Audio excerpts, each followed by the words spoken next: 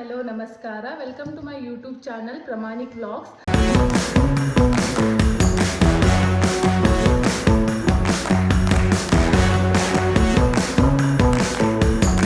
ಮಾವಿನ ತೋಪಲಿ ಸಾವಿರ ಕಾಯಿ ಆರಿಸಬೇಕು ನೀನೊಂದ. ಉಪ್ಪಿನಕಾಯಿ ಮಾಡೋಣ ನೋಡಿ. ಮಾವಿನಕಾಯಿ ಉಪ್ಪಿನಕಾಯಿ.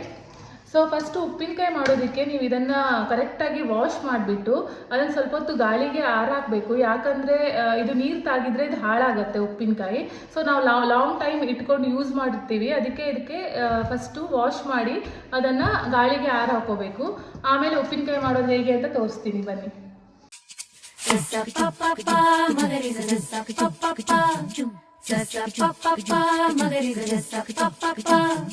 ಗಮ ಬರಿ ಧರಿ ಧರಿ ದ ಪಮಗ ಗಮ ಬರಿ ಧರಿ ಧರಿ ದ ಗಮ ಬರಿ ಧರಿ ಧರಿ ದ ಪಮಗ ಗಮ ಬರಿ ಧರಿ ಧರಿ ದ ಸಾನಿ ನ ಬರಿ ದ ಪಮಗ ಸಿ ದ ಪಮಗ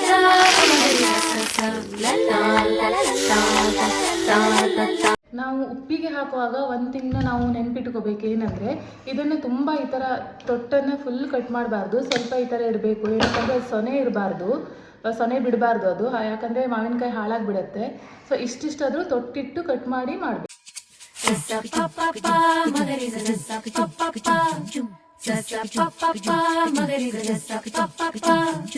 ಗಮ ಬರಿ ಧರಿ ಧರಿ ದ ಪಮಗ ಗಮ ಬರಿ ಧರಿ ಧರಿ ದ ಗಮ ಬರಿ ಧರಿ ಧರಿ ದ ಪಮಗ ಗಮ ಬರಿ ಧರಿ ಧರಿ ದ ಸಾನಿ ನ ಬರಿ ದ ಪಮಗ ಪಮಗರಿ ಸ ಲ ಲ ಮಾವಿನ ತೋ. ಈ ಥರ ಮಾವಿನಕಾಯಿ ಎಲ್ಲ ಹಾಕಿ ಉಪ್ಪು ಹಾಕಿದ್ಮೇಲೆ ಈ ಥರ ಬಟ್ಟೆ ಕಟ್ಟಿ ಅದ್ರ ಮೇಲೆ ಒಂದು ಪ್ಲಾಸ್ಟಿಕ್ ಹಾಕಿ ಅದನ್ನು ಟೈಟಾಗಿ ಕಟ್ಟಿಡಬೇಕು. ಆಮೇಲೆ 30 ಡೇಸ್ ಆದಮೇಲೆ ನೀವು ಓಪನ್ ಮಾಡಿ ಚೆಕ್ ಮಾಡಿ ನೋಡ್ಬೋದು. ಇದನ್ನು 1 ಇಯರ್ ತನಕನೂ ಇಡ್ಬೋದು ನೀವು. ಮಸಾಲ ವಿಡಿಯೋನ ನೆಕ್ಸ್ಟ್ ವಿಡಿಯೋದಲ್ಲಿ ಹಾಕ್ತೀನಿ, ಮಸಾಲ ಮಾಡೋದು ಹೇಗೆ ಅಂತ. ಸೊ 1 or 2 ವೀಕ್ಸ್ ಆದಮೇಲೆ ಮಾವಿನ ಮಿಡಿಗಳು ಈ ಥರ ಕಾಣಿಸುತ್ತೆ. ಇದಕ್ಕೆ ಹೇಗೆ ಮಸಾಲ ಮಾಡೋದು ಅಂತ ರೆಸಿಪಿನ ನೆಕ್ಸ್ಟ್ ವಿಡಿಯೋದಲ್ಲಿ ಹಾಕ್ತೀನಿ.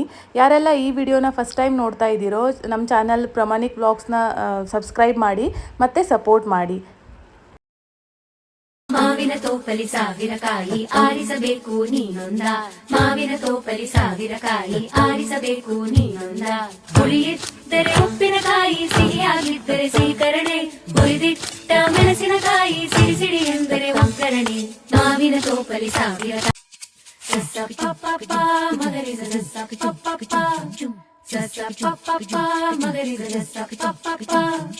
ಗಮ ಬರಿ ಧರಿ ಧರಿ ದ ಪಮಗ ಗಮ ಬರಿ ಧರಿ ಧರಿ ದ ಗಮ ಬರಿ ಧರಿ ಧರಿ ದ ಪಮಗ ಗಮ ಬರಿ ಧರಿ ಧರಿ ದ ಸಾನಿ ನ ಬರಿ ದ ಪಮಗ ಪಮಗರಿ ಸ ಲ ಲ ಮಾವಿನ ತೋಪಲಿ ಸಾವಿರ ಕಾಯಿ ಆರಿಸಬೇಕು ನೀನೊಂದ. ಮಾವಿನ ತೋಪಲಿ ಸಾವಿರ ಕಾಯಿ ಆರಿಸಬೇಕು.